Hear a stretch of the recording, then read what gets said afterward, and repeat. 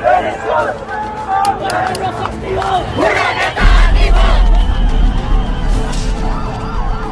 they want to control us just like a dictator.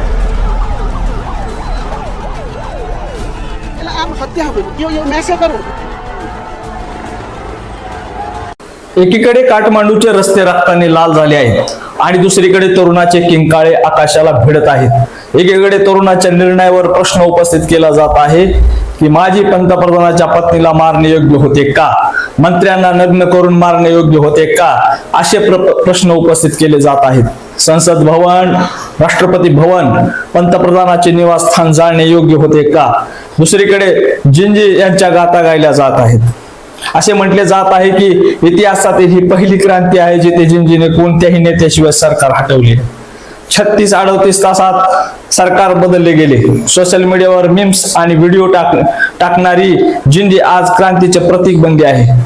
ती जगात अनेक ठिकाणी तरुणांना प्रेरणा देत आहे. सोशल मीडियावर बंदी घालून जिंजी सरकारला सत्तेवरून काढून टाकते. जे त्यांना कमकुवत करत होते. पंतप्रधानाची खुर्ची 38 तासात रसातळाला फेकली जाते.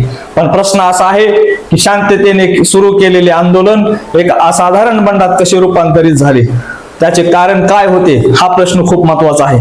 कारण जेव्हा तुम्ही मुळाशी जाता तेव्हा तुम्हाला दिसते की हातात फलक घेऊन निषेध करणारे न्यायाधीश जे सोशल मीडियावर बंदी घालून ये असे म्हणत होते ते आज संतापले होते.